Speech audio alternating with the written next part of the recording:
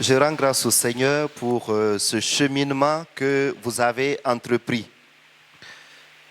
C'est vraiment très important et c'est très bénéfique parce que ça nous permet de retourner pour voir d'où nous sommes venus, qui nous sommes et où nous allons exactement. Et je bénis le nom de Dieu parce que à l'enseignement passé, il y avait un doyen ici.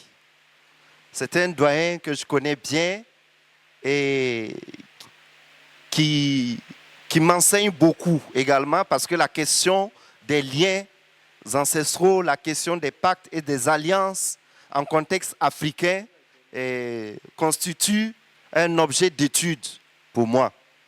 Je bénis le Seigneur pour la vie de son serviteur Michel Assielou. Alors, vous avez sans doute déjà entendu parler de la guérison de l'arbre généalogique.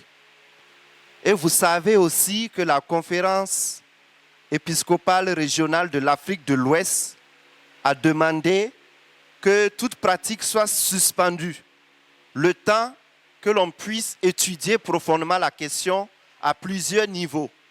Voilà, au niveau biblique, au niveau systématique. Sur plusieurs plans, on a à étudier la question pour savoir ce qu'il y a au fond exactement et ce qu'il faut faire. Donc l'Église continue d'être en réflexion, doucement, calmement, mais sûrement. Que le nom de Dieu soit béni. Voilà. Mais pour ce qui est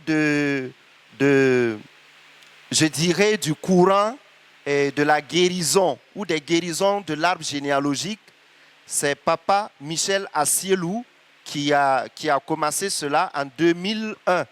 Voilà. Et ça va être seulement 3 ans après lui, en 2004, que, paix à son âme, Papa Jean Plia va aussi se lancer dans le domaine et même écrire un document sur la question. Nous demandons au Seigneur de continuer de nous procurer la puissance de l'Esprit Saint, la lumière de l'Esprit Saint.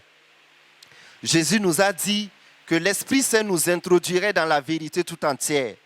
Alors, je prie vraiment que cet Esprit nous dispose et nous inspire, que cet Esprit nous fasse comprendre profondément ce que l'Église nous dit, ce que l'Église veut, parce que ce que l'Église veut, c'est forcément ce que Jésus lui-même veut. Que le nom de Dieu soit béni. Amen.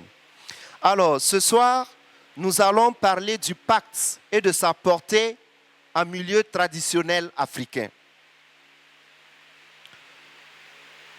Frères et sœurs, de plus en plus, nous sommes dans des cités dites modernes. Nous sommes dans le modernisme, n'est-ce pas?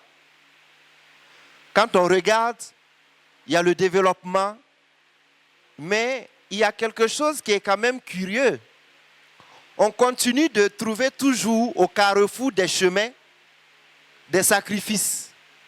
On continue de trouver des basses en pleine ville d'Abidjan. C'est une grande ville, mais on continue de trouver cela.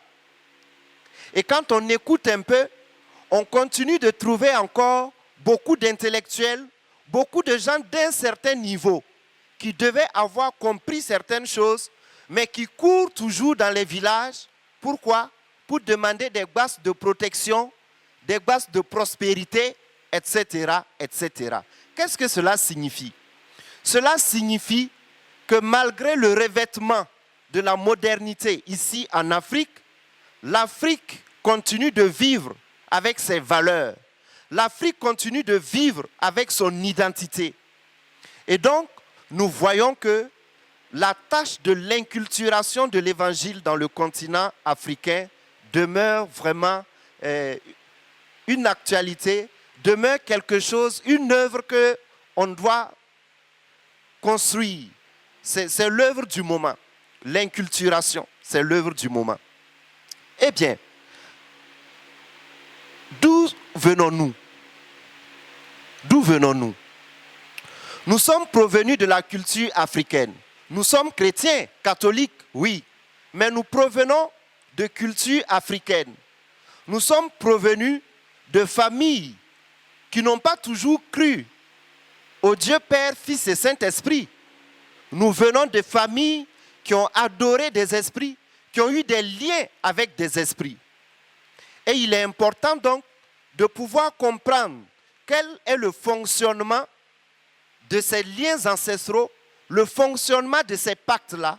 Pourquoi? Parce que de plus en plus, on trouve beaucoup de chrétiens qui disent souffrir à cause de ce que les ancêtres ont eu à faire dans le passé. Vous voyez, aujourd'hui, même si la question de la guérison de l'arbre généalogique n'est plus tellement dans les prédications, dans les discours, nous trouvons des rassemblements de prières, parfois intitulés « Autel contre autel »,« Parole contre parole », retraite de délivrance de liens ancestraux. Vous voyez, en fait, tout cela tourne autour de la même question. Les Africains, beaucoup d'Africains convertis au christianisme, restent toujours préoccupés du lien que les ancêtres avaient établi avec les esprits. Vrai ou vrai? Alors, il est important que nous puissions comprendre le pacte en milieu traditionnel et de voir quelle est sa portée.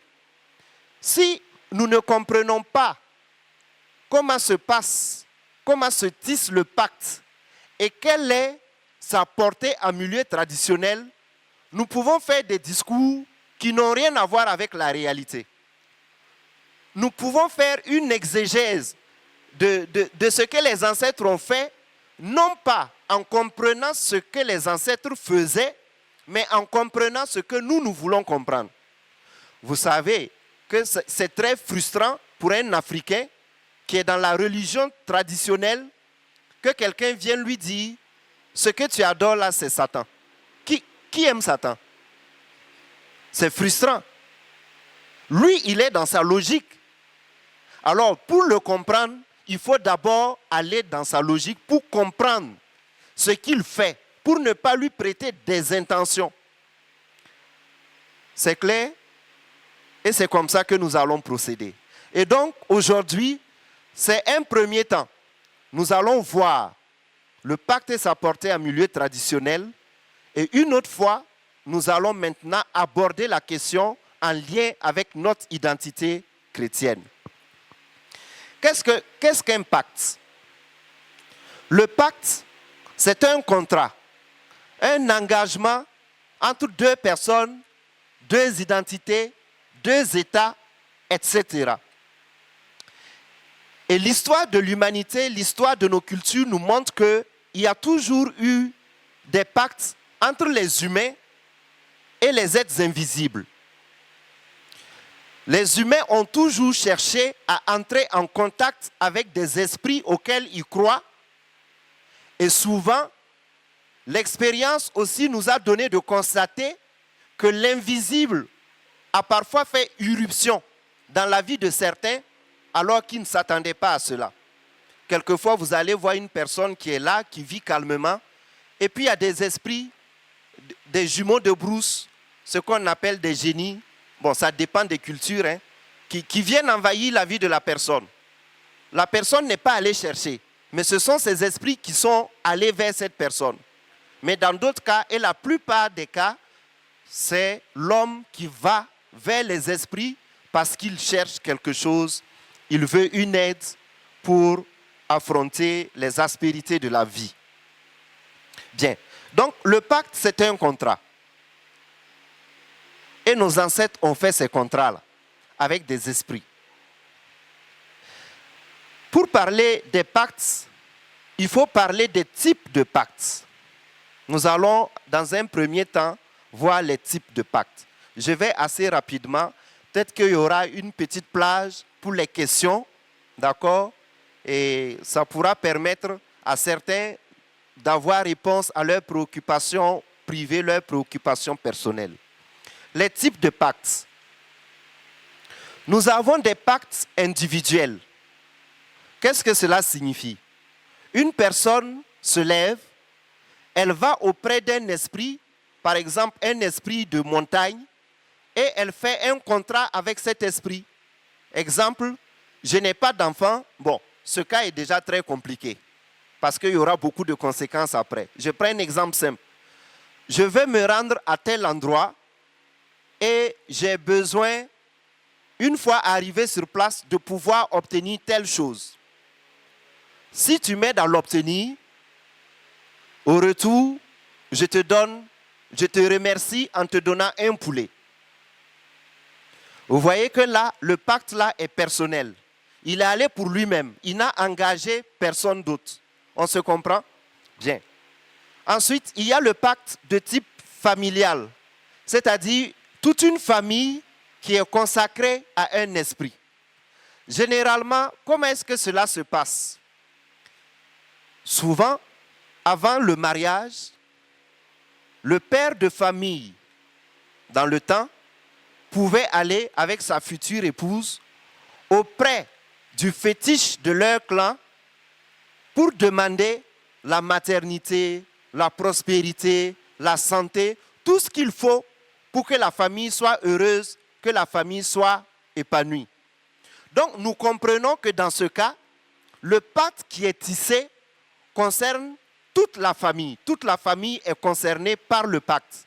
Et ça veut dire que ceux qui vont naître dans cette famille seront concernés par le pacte qui a été fait.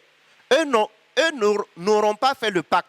Ce n'est pas eux qui ont agi, mais ils sont impliqués parce que ceux qui sont leurs responsables les ont impliqués dans ce qu'ils ont fait. Nous poursuivons. En dehors donc du cadre familial, il y a aussi des pactes collectifs. Donc des pactes qui peuvent concerner un village, des pactes qui peuvent concerner un pays, etc. Et c'est là que nous devons comprendre certaines choses. Figurez-vous, si un pays est consacré à un esprit, vous savez que forcément, l'esprit aura de l'influence dans ce pays. Mais pourquoi souvent il est demandé, la Vierge Marie a demandé la consécration de certaines nations, de certains pays, etc., à son cœur immaculé? Pourquoi? Ça doit nous questionner. Ce qu'elle veut faire là, ou ce que Dieu veut faire par cette consécration-là. Dieu peut le faire sans que l'on passe par cette consécration. Est-ce qu'on se comprend? Mais il faut une volonté et un engagement de la part de l'homme. Si bien que quand l'homme dit, Esprit, tiens, je te donne autorité sur tel endroit, alors l'Esprit règne et l'Esprit influence. Donc, ce qui signifie que si, par exemple, un pays est consacré au cœur immaculé de la Vierge Marie, ce pays-là permet à la très sainte Vierge de pouvoir aussi spirituellement agir de façon plus facile. Puisque vous êtes d'accord. Vous voyez, dans le temps, à l'époque de la colonisation, pour se partager l'Afrique, qu'est-ce que les colonisateurs faisaient? Quand ils arrivaient à un endroit, ils faisaient quoi? Ils fixaient leur drapeau. Vous voyez? Donc c'est comme ça aussi que spirituellement, on fixe des drapeaux spirituels, voilà, sur des États, sur des villages, etc. Bien. En dehors donc de ces pactes collectifs, il y a aussi des pactes professionnels. Et là, quand nous entrons dans le domaine, dans nos ethnies, nous allons voir beaucoup de choses. Vous savez, est-ce qu'il y a des forgerons ici? Il y a la caste des forgerons. Ici, il n'y en a pas. Chez nous au Burkina, je sais par exemple qu'il y a des castes de forgerons. Et il y a des gens, il y en a aussi, ce sont des griots. Vous voyez, non? Donc, il y a des professions qui sont liées à certains clans, à certaines lignées. Parfois, c'est dû à un talent, mais quelquefois, il y a une divinité en dessous. Parce que, par exemple, pour les forgerons, nous savons qu'ils ont une divinité sur laquelle ils font des sacrifices de façon saisonnière et ils initient aussi ceux qui naissent dans leur clan à la forge, mais aussi ils mettent un lien entre leur descendance et cette divinité. Donc, il y a des pactes de type professionnel. Bien. Après donc avoir parcouru ce type de pactes, on peut bien les détailler, mais je m'arrête là. Il y a ce qu'on appelle aussi les formes de pactes. Il y a des types de pactes et il y a des formes de pactes. Une des premières formes de pactes que l'on peut signaler, c'est la consécration ou le vœu. Alors, dans ce cas, la personne se consacre à un esprit. Il y a parfois des gens consacrés à des esprits, non?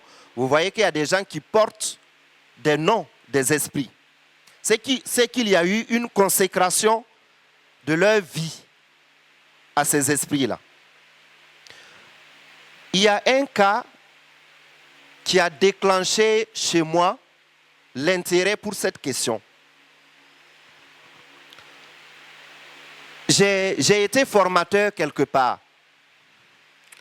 Et parmi les personnes formées, il y avait un jeune homme qui suivait la formation comme tous les autres. Donc ça veut dire que chaque matin, il était à la messe. Les jours de confession, il se confessait. Vraiment, il suivait, il baignait dans une atmosphère spirituelle normale pour un catholique. Mais voici que quelques années après, je suis affecté dans sa paroisse d'origine. Et lui, il avance, il rentre au grand séminaire. Et une fois, il arrive pour les vacances, pour des congés. Et un jour, nous recevons des messages sur nos portables.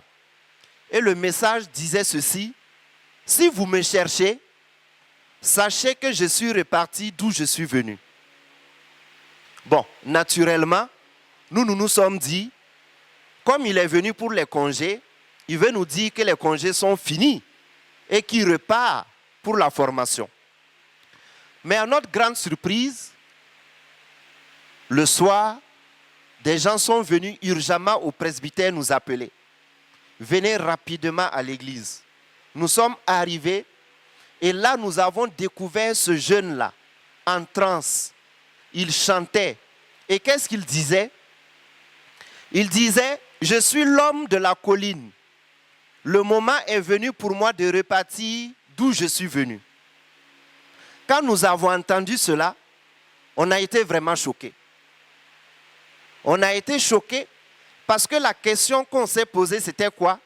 Mais ce jeune-là, il est baptisé, il est confirmé, il baignait dans un milieu spirituel intense. Quand même, le séminaire, c'est pas n'importe où.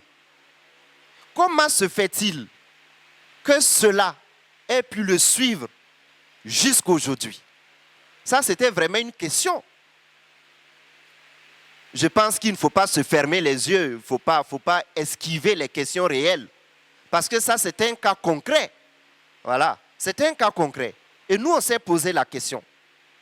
Et c'est à partir de cet exemple-là que je me suis dit, mais attends, il faut sérieusement que l'on puisse approfondir le thème. Parce qu'il y a beaucoup d'autres qui souffrent de ça. Mais ce qui va nous épater, parce qu'on s'est dit, dans un certain temps aussi, que peut-être, bon, il est fatigué, il a sûrement besoin de repos, donc il délire, il raconte n'importe quoi. Mais non, quand nous avons eu affaire aux parents, puisqu'on a appelé les parents, et tenez-vous bien, les parents de ce jeune-là étaient les éminents responsables de la communauté chrétienne. C'est un témoignage que je donne. Hein. Voilà. C'était des éminentes personnes de la communauté chrétienne. C'était les responsables même. Et donc, quand on s'entretient avec eux, on leur dit, mais voilà ce qui se passe. Ils nous disent, effectivement, pour l'avoir, ils ont été obligés d'aller faire une demande à l'esprit de cette colline-là. La colline où on l'a trouvée là. C'est là qu'ils étaient allés au moins 20 ans plus tôt pour faire une demande d'un enfant. Et c'est lui qui est venu et on lui a donné le nom de ce fétiche. Je pense que pour des gens qui veulent réfléchir, il y a matière à réfléchir. Je ne sais pas si on peut augmenter le micro ou bien c'est moi qui ai la sensation. Vous entendez bien? D'accord. Vous voyez donc que là, il y a matière à réfléchir. Voilà. Cette personne, par exemple, a subi comme une consécration de sa vie. Et donc, nous voyons que l'esprit de la colline a eu raison un peu de sa vie, malgré son baptême, malgré le milieu spirituel dans lequel il baignait. Qu'est-ce qui explique cela? Point d'interrogation. Nous continuons la réflexion. Bien. Donc, il y a une forme de pacte qui est la consécration ou le vœu. En dehors de cela, il y a aussi ce que l'on pourrait appeler une forme de pacte consciente ou inconsciente. On peut parler ici d'état conscient ou inconscient. Je m'explique. Vous voyez, il y a des gens, quand ils vont faire un pacte, ils savent qu'ils vont faire le pacte avec un esprit. Ça, c'est conscient. Mais il y a des moments où certains, à force de répéter certaines choses, tissent un lien entre eux et un esprit qui va s'installer dans leur vie et ça va devenir un esclavage, un lien, un pacte tacite, mais un pacte réel. Il ne faut pas aller loin pour comprendre cela. Hein. Prenez le cas du péché. Quand on est dans le péché, toujours dans le péché, mais on finit par être vraiment lié à un esprit, à un démon. Vous voyez, vous savez que le péché ouvre la porte de toute façon au démon. Et quand nous restons là, ça veut dire que nous pactisons d'une certaine façon avec le démon. Bien. Il y a un témoignage, le témoignage d'un jeune. Lui, il y a des gens qui connaissent les lance-pierres. Bien. Quand il était tout petit, souvent il allait en brousse pour tuer les oiseaux. Et quand il avait un oiseau, il y avait un lieu précis où à chaque fois il venait, parfois il les égorgeait là, il les plumait là, et puis il disait comme ça que prochainement, qu'il gagne encore. Donc il gagne et puis il revient toujours là. Quand il gagne, il vient toujours là et il dit la même chose. Et puis voilà qu'il grandit, il oublie, parce que ça c'est l'enfance. Il grandit et après il découvre bien sûr la foi catholique. Il est chrétien, mais il sent qu'il y a des choses dans sa vie, des blocages, des lourdeurs qu'il ne comprend pas. Alors il se met à prier intensement, il découvre un groupe du renouveau et puis voilà qu'un jour, quelqu'un reçoit une révélation qui lui dit « Ah, tes problèmes viennent d'un pacte que tu as fait avec un esprit. » Le jeune sourit, il dit « Non, lui, depuis qu'il est né, il n'a jamais fait ça. » On lui dit « Mais bon, c'est le message qu'on a reçu, il faut discerner. » Mais il continue de venir et les gens continuent de prier. Mais à chaque fois qu'ils prient, c'est le même message qui revient. Et finalement, ils ont demandé au Seigneur, « Seigneur, lui-même ne se rappelle pas, parle-nous, donne-nous les détails. » Et effectivement, le Seigneur va leur donner les détails. Et lui-même va reconnaître que c'est vrai, quand il était petit, il avait coutume d'aller à une pierre où il plumait ses oiseaux, il égorgeait ses oiseaux, et là, il demandait que les prochaines chasses soient encore plus fructueuses. Et vous voyez, il avait fait quelque chose de façon innocente, de façon inconsciente, mais voilà qu'un esprit était venu en ces lieux et c'est lié à sa vie. Bien. Ce sont, entre parenthèses, ce sont des questions, et ce thème-là, ce thème sur les pactes avec les esprits en milieu africain, ce sont des questions, quand on l'écoute au plan international, Il y en a qui peuvent se dire, oh, non, c'est des choses psychologiques, ils n'ont pas encore bien expliqué, ils n'ont pas compris, c'est pourquoi. Alors, que l'on soit clair, soit le monde spirituel existe, ou bien il n'existe pas. S'il n'existe pas, ça veut dire que tout ce que nous faisons là, c'est faux. Il n'y a pas de vérité dedans, tout est psychologique, ce sont des constructions mentales juste pour pouvoir vivre. Mais si ce monde spirituel est réel, alors il faut prendre en compte que ce monde spirituel est réel et que ce monde spirituel entre en interaction avec le monde visible. Amen. Que le nom de Dieu soit béni. Bien. En dehors des types et des formes de pactes, nous pouvons regrouper encore les pactes sous forme de catégories. Il y a d'abord la première catégorie qui est celle du bien. Il y a quelque chose qu'il faut corriger. Même si nous ne sommes pas d'accord avec ce que les ancêtres africains ont fait, il y a des choses qu'il faut corriger. Quand on entend le terme pacte aujourd'hui, tout le monde pense à quelque chose de négatif. Et ça nous conditionne déjà à tout voir de façon négative. Mais quand nous voulons comprendre le pacte, selon ce que ceux qui le font comprennent, alors on se rend compte qu'il y a des pactes bien.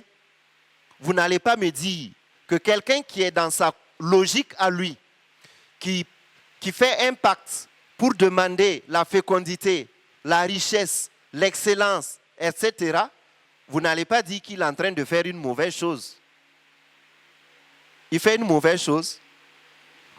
Est-ce qu'il fait une mauvaise chose? Pour nous, catholiques, c'est ça et nous sommes en train de réfléchir. Donc, on dissèque les choses pour bien comprendre. Pour nous, catholiques, ce qu'il fait là n'est pas bien. C'est ça, n'est-ce pas? Parce qu'il sacrifie aux démons, il allait s'allier à des démons pour avoir telle et telle chose. Mais dans sa logique à lui, il ne voit pas ça comme ça. C'est pourquoi je vous ai dit, il faut que nous puissions d'abord comprendre de la façon dont eux-mêmes ils comprennent avant de porter un quelconque jugement ou une quelconque critique. Donc, il y a des catégories de pactes pour demander le bien. La santé, la prospérité, je ne sais pas, tout ce qui est bien. Et il y a une deuxième catégorie où on cherche le mal. Mais vous allez constater que généralement, personne ne cherche le mal pour soi-même. Mais on cherche toujours le mal pour autrui.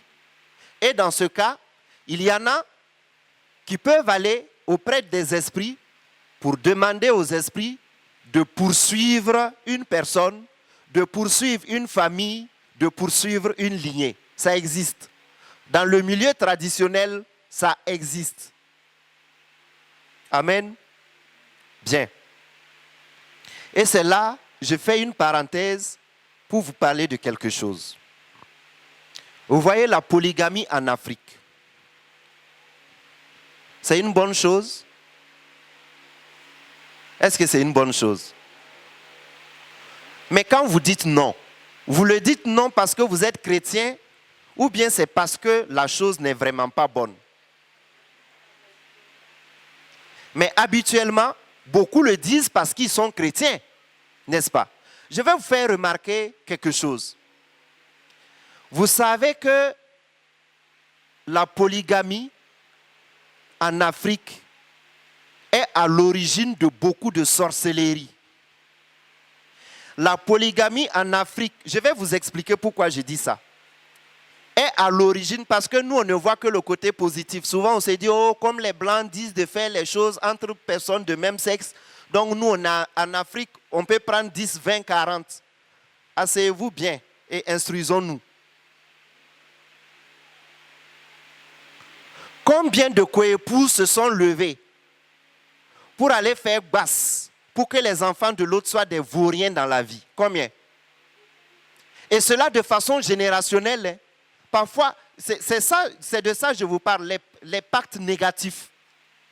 Ils peuvent aller devant un esprit pour demander que tout ce qui va provenir de ces personnes comme progéniture là, soit nul, ne réussisse jamais. Et vous allez voir que c'est comme ça. Mais s'il n'était pas polygame, est-ce que ce serait arrivé? Peut-être que les enfants peuvent vivre des concurrences entre eux, mais ça c'est entre eux, mais ça ne serait pas dû à la polygamie. Nos familles en souffrent ou bien n'en souffrent pas?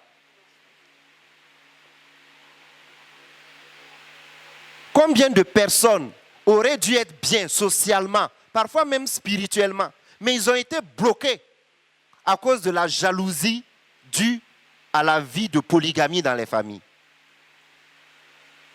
Il y en a combien? Parfois on dit, ah, c'est l'enfant de un tel là qui sera bien. Parce qu'ils sont allés faire de la divination, ils ont vu que son étoile est bien. Qu'est-ce qu'ils vont faire? La jalousie. Ah bon?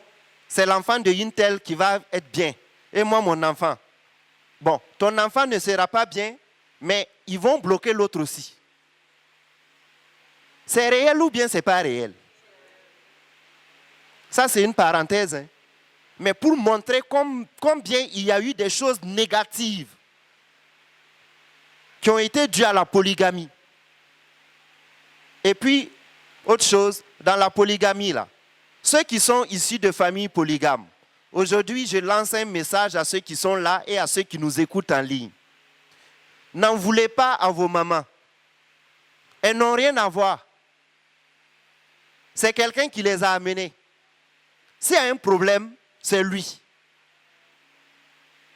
Si tu n'aimes pas la coépouse de ta maman, en fait, tu vas perdre beaucoup d'énergie. Tu n'as pas à être fâché contre elle parce que ce n'est pas elle qui est allée marier ta maman. Ce qui ne se fait même pas. Ou bien, c'est celui qui avait dit qu'il l'aimait là, qui allait amener l'autre aussi. Donc s'il y a bagarre là, il faut faire bagarre contre votre papa. Parce que c'est lui qui vous a mis dans ça. Vrai ou vrai? Bon, je sais que pour cette question, beaucoup peuvent vouloir discuter, mais il ne faut pas que l'on ferme les yeux sur les conséquences dramatiques de la polygamie dans nos familles. Quelquefois, il arrive même de trouver des personnes très avancées en âge, mais quand elles te parlent de leur demi-frère, comme les gens aiment dire, chez nous, on dit toujours frère parce qu'on se considère vraiment frère. Il y en a qui aiment dire demi-frère, demi-sœur. Il n'y a pas de demi. C'est toujours entier. Une personne est entière. Vous voyez, non? Voilà. Donc, c'est ça. Il y a eu beaucoup de mal à cause de la polygamie.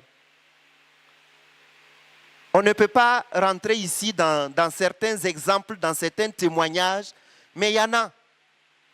Il y en a. Il y a des gens qui auraient dû étudier pour aller très loin. On les a bloqués. Ça, c'est quoi? C'est la sorcellerie. Ou bien, mais c'est passé par quoi? La personne est allée faire un pacte avec un esprit. La personne est allée demander à un esprit de se charger de combattre le bonheur de cet individu-là. Et vous savez, quelquefois, pour demander quelque chose de mauvais, pour faire un mauvais pacte, vous savez ce que les gens utilisent? Ils utilisent des éléments ou des animaux très rares. Ils peuvent, par exemple, utiliser le chien. Vous savez que le sacrifice de chien, symboliquement, dans la religion traditionnelle, le sacrifice de chien, là, c'est comme un sacrifice humain. Vous voyez, non? Et donc, quand quelqu'un te met en palabre avec un esprit, à travers un sacrifice aussi dangereux, si toi aussi tu es de la tradition et que tu cherches, on va te dire, ah, ce que la personne a donné là coûte cher. Mais ça coûte cher pourquoi? Parce que la personne en veut à ta vie. Vous voyez, non? Ça veut dire pour qu'il y ait restauration, il faut qu'une vie humaine tombe. Toi, tu fais comment? Si la personne t'a fait ça, ça veut dire qu'elle veut te tuer. Est-ce qu'on se comprend? Voilà. Et puis parfois aussi, il y en a qui vont chez les esprits avec du piment. Vous connaissez piment? Vous aimez piment, non? Il y en a qui vont à certains hôtels là, avec du piment. Quand on jette le piment dans tes yeux, ça fait mal, non? Donc, ils vont mettre le piment dans l'eau. Et puis, c'est avec ça qu'ils vont aller parler à l'esprit, là, pour lui montrer le mal qu'il doit te faire. Est-ce que vous comprenez? Il y a des choses dans la tradition. Voilà. Tout n'a pas été mauvais. Ils n'ont pas fait les pactes pour de mauvaises choses seulement, non. Ils voulaient le bien. Mais à côté de cela, il y a des gens qui ont fait des pactes pour le mal. Et ça, il faut le connaître, il faut le savoir. Il y a aussi une autre catégorie de pactes où quelqu'un cherche un bien extraordinaire. Par exemple, le prestige, la célébrité, la richesse. Je crois que de nos jours, ces pactes-là existent. Les gens font beaucoup de ces pactes-là. Vous voyez, non? Ils veulent être célèbres. Ils veulent être riches. Ils veulent être ceci. C'est-à-dire, c'est un bien vraiment extraordinaire. Tu sais que tu n'es pas fort en chant, d'accord? Mais tu vas aller, il y en a qui font ça, hein? Tu vas aller voir un esprit pour faire un pacte avec l'esprit et puis tu deviens un bon chanteur.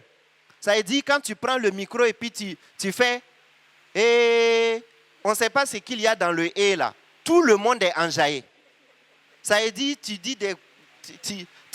ne dis rien, mais tout le monde est enjaillé. Vous voyez, non? Est-ce qu'on se comprend?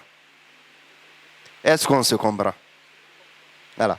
Et c'est dans ça que justement, certains, quand ils vont pour faire le pacte, l'esprit leur demande des choses. Il y en a, l'esprit leur dit, bon, il n'y a pas de souci. Je vais te donner la célébrité, une voix puissante pour faire ce que tu veux. Partout où tu vas passer, tu seras le number one. Mais, en contrepartie, je prends ta chose. C'est pourquoi vous allez trouver qu'il y a certains chanteurs, je parle de la religion traditionnelle hein, que j'ai étudiée, voilà, enfin pas de la religion traditionnelle, mais du contexte traditionnel que je connais. Vous allez trouver des gens qui chantent bien, mais qui ne peuvent pas faire d'enfants. Parce qu'ils ont vendu leur fertilité pour pouvoir avoir l'enfant. Et il y en a qui ont fait des pactes où on leur a dit, alors si tu veux être riche, il faut donner un doigt. Il faut donner ton orteil. Il faut que tu acceptes une plaie sur toi. Vous voyez, non? Il y a beaucoup de choses. Ou bien il faut que tu acceptes que ton enfant ou ta femme ou ton père ou ta mère meure. Et les gens sont prêts à tout. Pourquoi? Parce qu'ils veulent ce bien extraordinaire-là. Ce n'est peut-être pas nécessaire, mais ils veulent un bien extraordinaire. Prions vraiment pour le monde aujourd'hui. Prions pour la jeunesse aujourd'hui. Prions afin que le Seigneur nous protège de tout lien et surtout de toute tentation de désir pour des choses pareilles. Vous vous imaginez, quelqu'un va par exemple pour trouver un esprit, pour avoir de l'argent, et puis vous êtes obligé de coucher avec un serpent. Ce que je vous dis là, ce n'est pas des légendes. C'est des gens qui ont vécu ça, qui ont failli mourir, qui sont revenus témoigner. Et par la puissance de Jésus, ils ont été délivrés. Serpent est comme un puis toi tu vas coucher avec serpent. Que Dieu nous en garde. Que Dieu nous protège. Bien. Donc, voici un peu les types de pactes, les formes de pactes, les catégories de pactes. Bien. Mais la question qui nous intéresse, d'accord, c'est la transgénérationnalité dans le pacte. Parce que on se dit, c'est nos grands-parents qui ont fait telle chose avec un esprit. Voici pourquoi aujourd'hui, nous, on ne se marie pas dans notre famille. Voici pourquoi nous, on échoue toujours, etc., etc. En fait, c'est la question qui nous intéresse, n'est-ce pas? Mais nous allons voir comment cela fonctionne.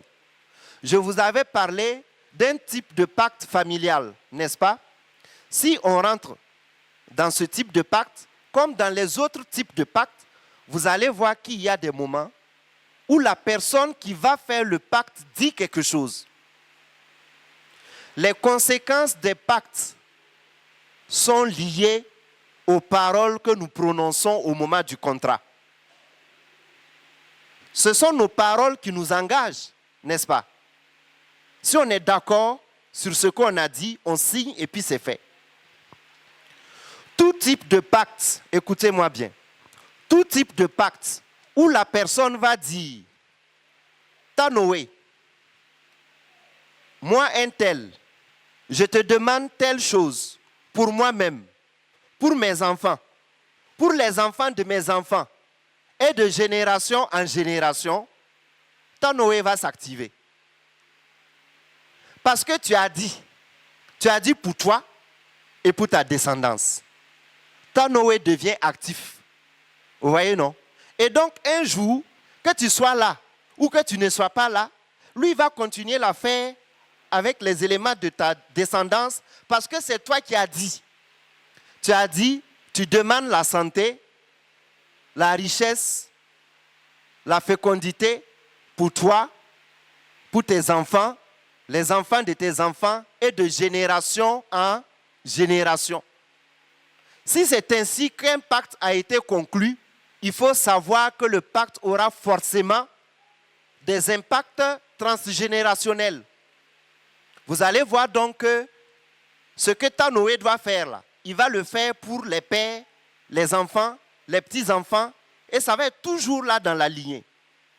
Mais il faut faire attention, parce que si Tanoé vous donne, il faut savoir aussi que Tanoé reçoit quelque chose. Et le plus souvent, c'est là qu'il y a un hic.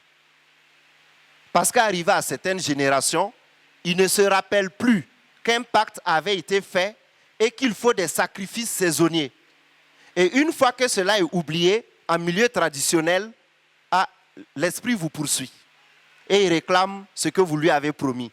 Parce que vous lui avez dit, donne-nous ça, et nous, de génération en génération, voici ce que nous allons aussi t'offrir. Donc, tout se trouve dans la façon, dans la parole qu'on utilise pour contracter le pacte. On se suit un peu? Bien. Mais il y a aussi d'autres choses qui sont plus tacites. Je prends un exemple. Chez nous, en pays gourmanché, il y a ce qu'on appelle la géomancie. Vous connaissez la géomancie? Voilà, ceux qui tapent dans le sable, là, ils tracent des traits dans le sable et puis ils font la divination. C'est une forme de divination. Bon, c'est en lien avec les esprits. Il y a des gens qui essaient de prouver que ce sont des calculs de probabilité, des interprétations. Mais quand on connaît, celui qui connaît bien sa tradition sait que la géomancie, c'est une divination et c'est en lien avec les esprits. Pourquoi? Parce que la divination finit par t'envoyer toujours faire un sacrifice auprès d'un esprit donné. On se suit? Alors, quand toi tu te lèves, tu vas consulter, donc tu vas à la géomancie, il faut savoir que désormais, puisque tu allais consulter des esprits, c'est vrai, il y a un intermédiaire qui est là, le devin est là, mais il a consulté des esprits te concernant, n'est-ce pas? Ça veut dire que désormais, toi, tu es comme enregistré dans un fichier. Est-ce qu'on se comprend? C'est comme un site. Vous connaissez Internet, non?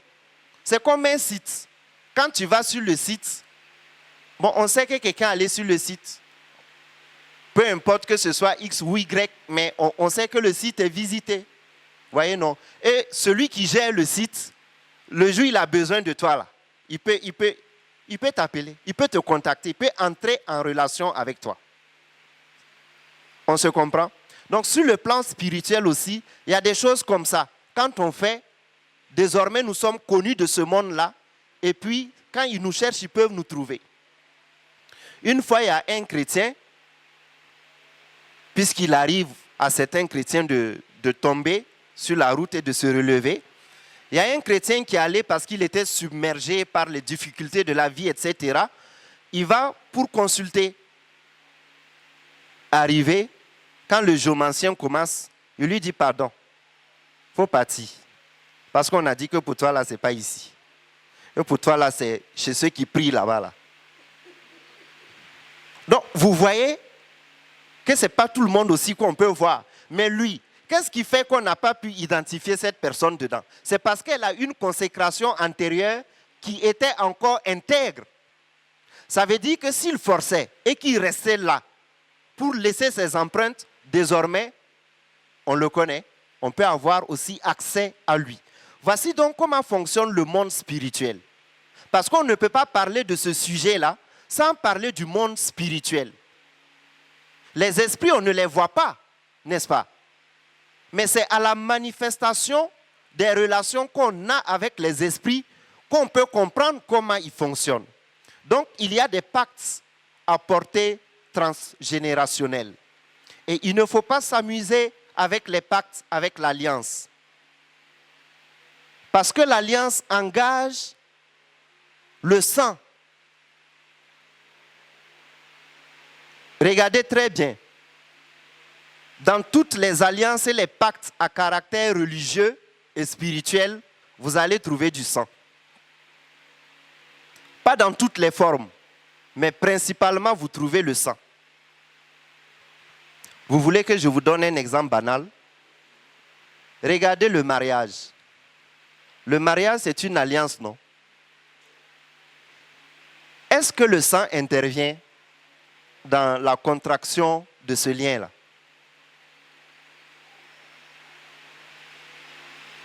Vous ne voyez pas. Vous ne voyez pas. Mais il faut comprendre que la semence des deux, là, c'est quoi? C'est quoi?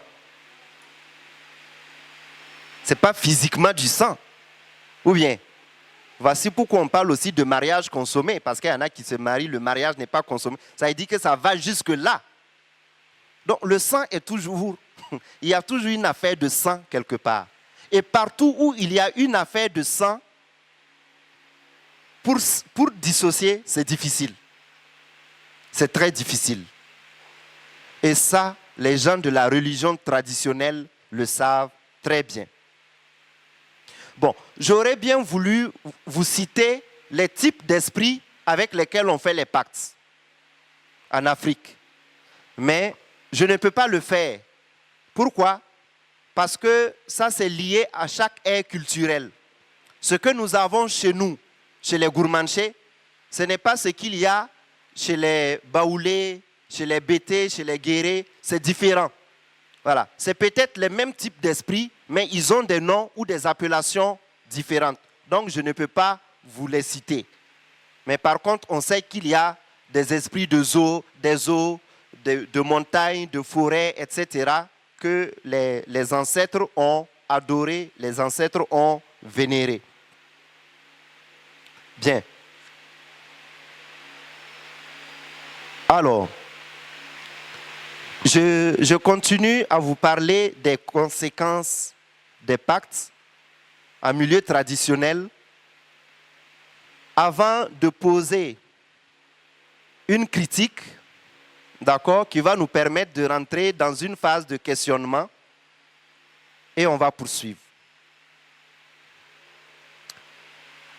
Dans les conséquences des pactes, il faut faire très attention. Il faut faire attention parce que on n'a pas besoin d'avoir été celui qui a initié le pacte pour souffrir des conséquences ou pour jouir des conséquences d'impact. Si ton ancêtre avait demandé à un esprit la richesse pour sa descendance, est-ce qu'aujourd'hui, si on te dit, bon, comme tu es devenu chrétien là, il faut que la richesse là cesse, tu seras d'accord? Tu seras d'accord? Mais logiquement, il faut que ça cesse. Puisque les gens incriminent ce que les ancêtres ont fait, ils disent qu'ils souffrent parce que les ancêtres avaient fait. C'est ça, non? Bon, si vous, votre fécondité là, si ça vient d'un esprit, enfin, en griffe, eux, ils ont compris ça comme ça. Puisqu'on est encore en train de voir la religion traditionnelle, restons dans leur dynamique. Si votre fécondité vient d'un esprit, normalement, le jour où toi tu décides de croire en Jésus, là, il faut que ça se soit rompu dans ta vie. Est-ce qu'on est prêt pour ça? Non. Si votre richesse là, ça vient d'un esprit, logiquement, il faut que le jour où tu croises Jésus-Christ de Nazareth, ce soit rompu et qu'il ne soit plus question de cette richesse-là dans ta vie. Est-ce qu'on se comprend? Bon, donc ça veut dire que si on voulait être logique, d'accord, si on était lié à des esprits et qu'on avait des avantages, donc normalement, quand on devient chrétien, on doit s'attendre à ce qu'on n'ait plus ces avantages-là provenant de cet esprit. Est-ce qu'on se comprend? Voilà. On peut avoir plus, mais ça va provenir de notre nouvel allié qui est Jésus. Mais ce qui provenait de l'esprit là, ça normalement, ça doit cesser. Mais il y a des gens, si aujourd'hui vous leur demandez d'où vient votre fécondité, ils vont dire, ah, on avait fait un pacte avec un esprit. Alors, est-ce que tu es prêt à renoncer à ce pacte et donc à la conséquence de qui est votre fertilité là, pour croire en Jésus? Qu'est-ce que la personne va faire? Est-ce qu'elle va accepter? Vous voyez que là, ça devient difficile. Donc, nous cherchons quoi? Nous cherchons la rupture. La plupart des gens recherchent la rupture des conséquences négatives. Mais et les conséquences positives qui viennent des mêmes esprits là? On devait en chercher aussi la rupture. Vrai ou vrai? Moi, je veux juste que l'on puisse réfléchir. Hein. C'est vrai qu'il faut prier. D'accord? Et puis on va prier. Ça, c'est vrai. D'accord? Mais il faut que dans notre esprit déjà, nous soyons assez instruits, assez libres vis-à-vis même des réalités pour savoir quelle prière adresser à Dieu. Donc, vous voyez que quelquefois, nous ne sommes pas justes lorsque nous voulons simplement que ce soit les conséquences négatives des pactes avec les esprits ancestraux qui soient rompus et non pas les conséquences positives. Mais toi, tu étais marié à monsieur Paul, d'accord? Et puis un jour, tu dis, toi, tu ne veux plus Paul, c'est Pierre que tu veux. Mais pendant que tu es chez Pierre, c'est le salaire de Paul qui continue de te nourrir. Vous avez déjà vu ça? Vous avez vu ça? Si le salaire là continue de te nourrir, c'est que tu es toujours la femme de Paul. Vrai ou vrai? C'est aussi simple que ça, c'est aussi logique que ça. Ça veut dire qu'en quittant Paul, tu dois accepter de perdre l'immeuble, tu dois accepter de ne plus avoir de compte en banque, tu dois accepter de perdre la voiture, tu dois aussi accepter de laisser les enfants que tu as fait pour Paul. Ou bien? Ah, vous voyez que là c'est difficile, non? Mais en toute logique, c'est ça. Parce que si tu restes là, à manger toujours dans l'assiette de Paul, ça veut dire que tu es lié à Paul. Donc, que ce soit les conséquences négatives qui peuvent être symbolisées, par exemple, par le fait que Paul te frappait, il te terrorisait, d'accord? Ça, tu as rompu avec. Mais ce qui était bien là, chez Paul, là, il faut rompre aussi avec. Est-ce qu'on se suit? Nous sommes dans la réflexion. Hein? Là, c'est la réflexion. Et je veux une réflexion aussi critique. Voilà. Amen. Bien. Je vais passer maintenant à une autre phase critique.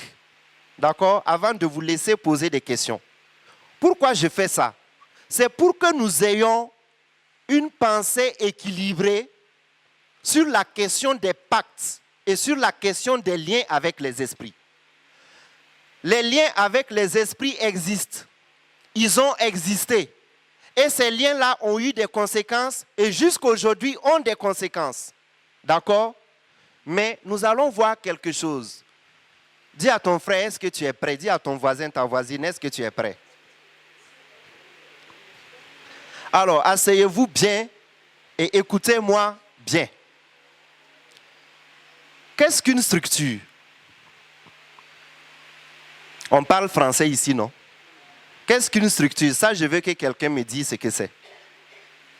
Donnez le micro à quelqu'un ou celui qui a le micro veut dire. Qu'est-ce qu'une structure?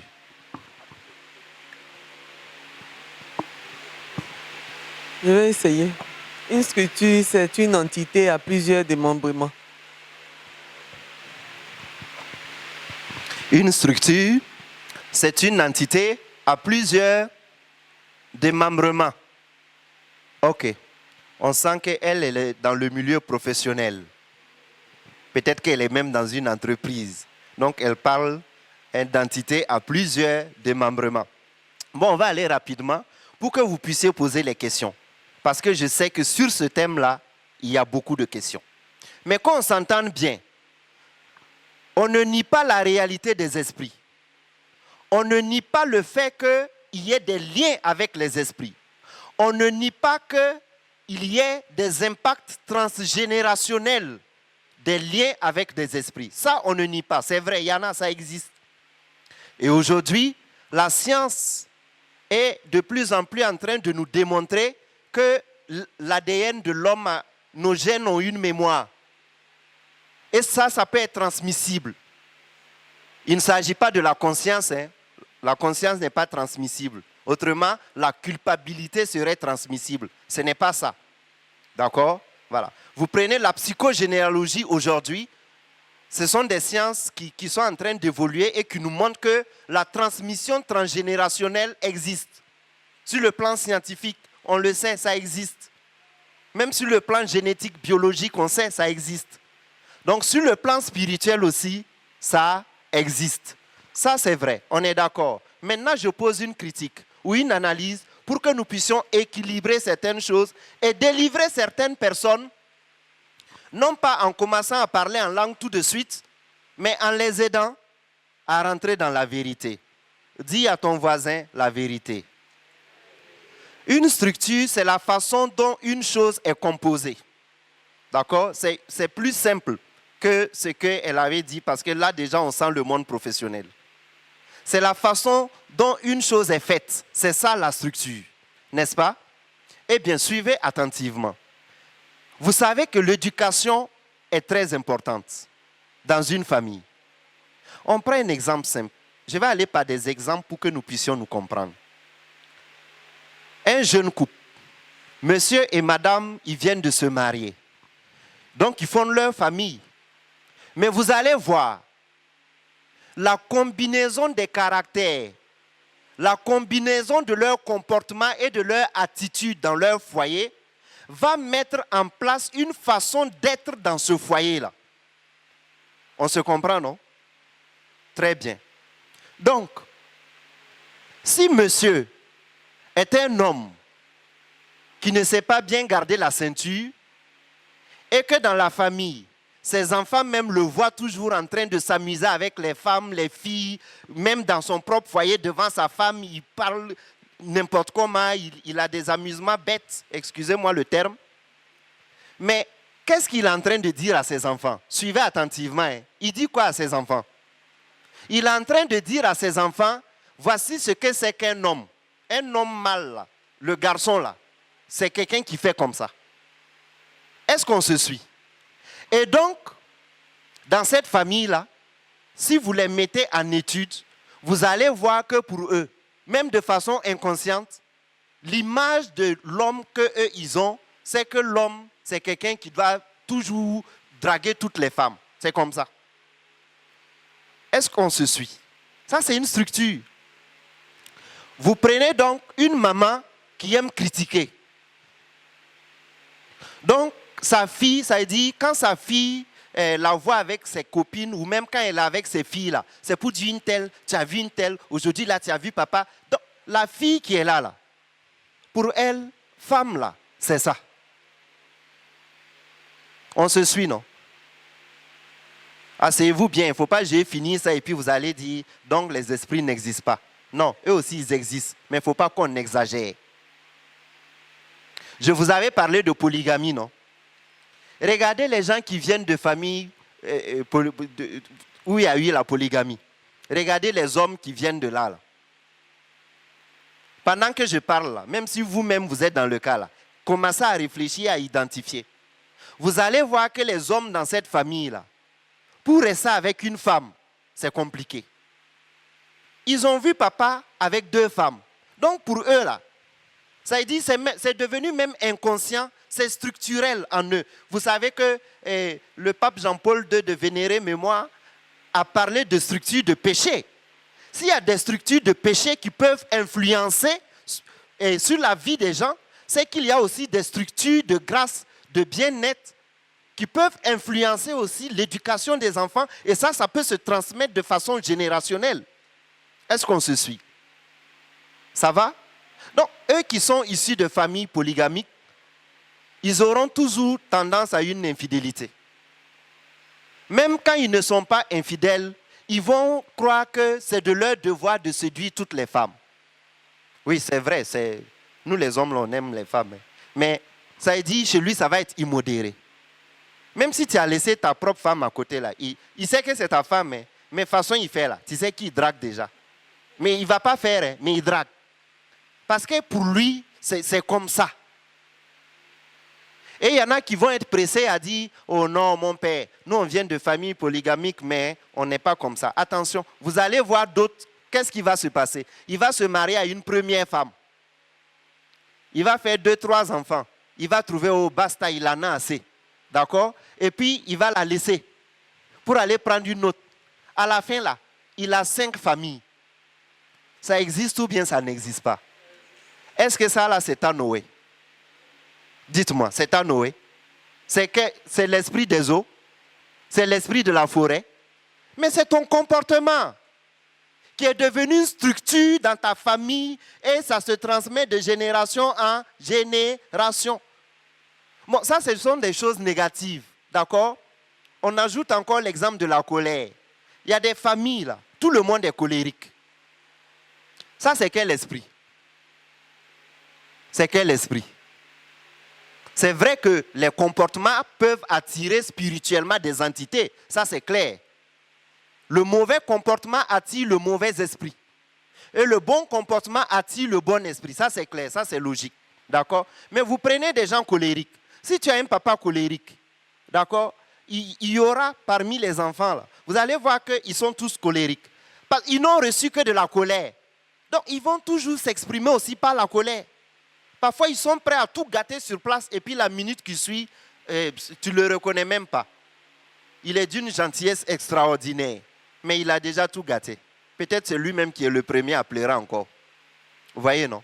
Mais il y a des choses comme ça, c'est structurel. Bon, prenons les exemples positifs maintenant. Vous prenez une famille où papa est bien, il prie, il est sérieux, maman aussi fait son travail, on s'occupe bien des enfants, il fait bon vivre, vraiment les gens sont à l'aise.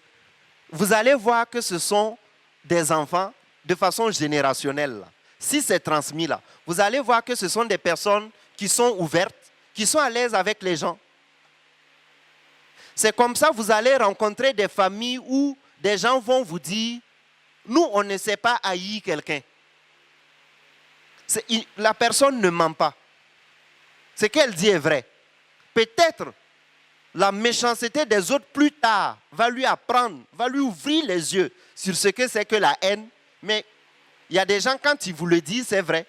Parce qu'ils n'ont pas su ça. Dans leur famille, là, dans leur éducation, là, ils n'ont pas vu ça. Donc, il n'y a pas la haine dans leur esprit. Dans leur structure, là, il n'y en a pas. Ils aiment tout le monde. Ça veut dire qu'ils n'ont pas de problème avec quelqu'un. Parce qu'on ne leur a pas dit non, ne fréquentez pas un tel, il est mauvais, l'autre est ceci. Non, on les a éduqués en disant tous les humains sont frères, faites du bien à tout le monde. Et eux, c'est ce qu'ils vont faire. Et ces personnes-là, il faut attendre plusieurs blessures pour qu'ils commencent à devenir autre chose. Et ça existe, il y a des gens qui sont blessés comme ça. Prenons encore le cas d'une famille où le chef de famille et son épouse éduquent leurs enfants, surtout les filles, en leur disant « Votre premier mari, c'est l'école. Ce sont vos études, vos diplômes, votre réussite. » Vous arrivez dans cette famille, pendant que dans le quartier ou pendant qu'au village, les gens sont partis pour faire balle poussière là.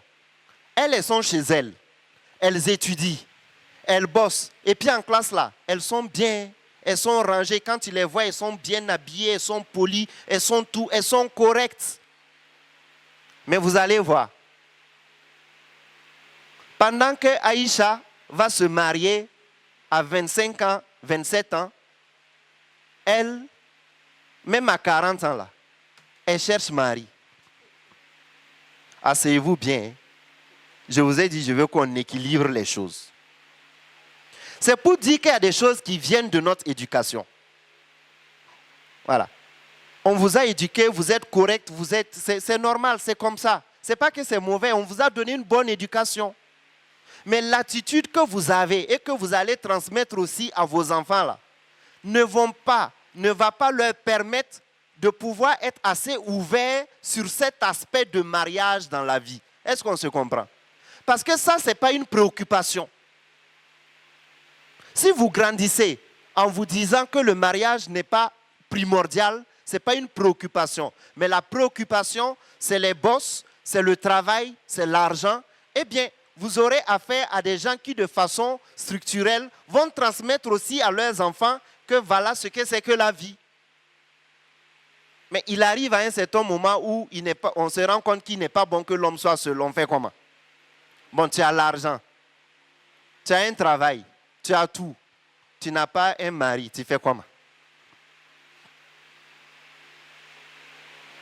On dirait que ce que je vous dis là ne vous emballe pas. Donc, il y a des choses, c'est structurel. D'accord? C'est très structurel. Donc, regardez, pendant que je vous parle là, regardez dans vos familles. Regardez dans les familles. Généralement, on dit, ah, telle famille là, eux, ils font ça. Eux là, non, c'est des gens insérieux. Telle famille là, c'est des colériques. Eux là, c'est des voleurs. Eux là, c'est des violents. Regardez. Regardez dans votre propre famille, vous allez trouver ça. Et maintenant, repartez aux gens qui vous ont éduqués. Vous allez voir qu'eux aussi, ils ont reçu ce qu'ils vous ont transmis là, de leurs parents. C'est pour ça qu'il est très important de former la famille. Il faut que dans la famille, monsieur et madame soient corrects.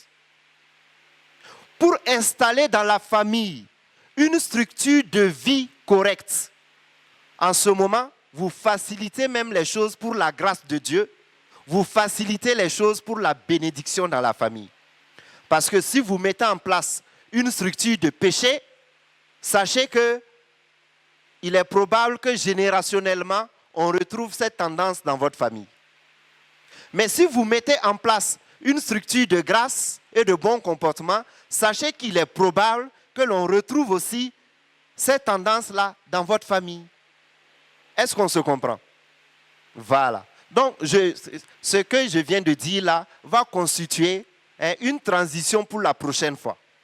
Donc, nous avons vu qu'en milieu africain, les pactes avec les esprits sont réels. Et ces pactes-là ont des conséquences.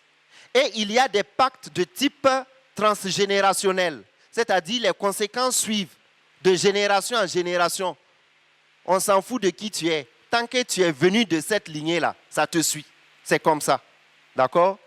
Mais à côté, on voit qu'il y a ce qu'on appelle aussi des structures de vie. Et ça, c'est lié à la famille, à l'éducation. C'est lié à l'atmosphère de vie que l'homme et la femme créent dans leur famille. Parce que ce sont les deux qui donnent une identité à la famille.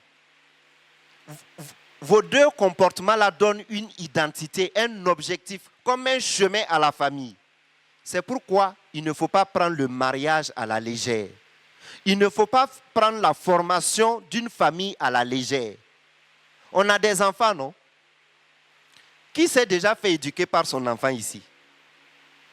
Qui éduque les enfants? Ce sont les parents, non? Ça doit être comme ça, non? Mais on se trompe. Ça, c'est vrai. Ce sont les parents qui éduquent les enfants. Mais si toi, ton enfant ne t'a jamais éduqué, c'est qu'il y a un problème. Amen. Amen. Ce n'est pas que ton enfant va s'asseoir te faire des discours, ce n'est pas ça. Toi, tu as eu un enfant. Si toi, tu n'as pas arrêté de continuer à draguer dehors, c'est que tu veux dire que tu n'as pas encore eu un enfant. Est-ce qu'on se comprend? Toi, tu dis que tu as eu un enfant. Tu ne regardes pas à cause de l'enfant, mais toi, tu es toujours dans les nightclubs encore. Ça veut dire que ton enfant ne t'a pas encore éduqué.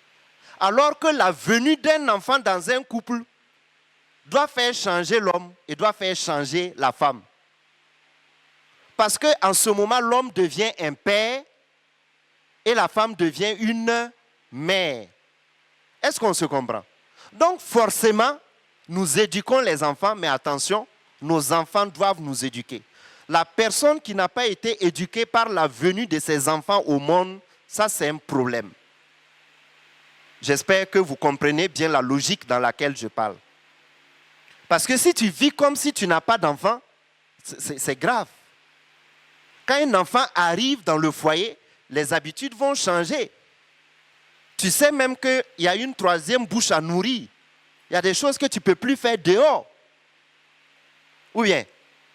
Donc c'est de ça qu'il s'agit. Ça peut aller?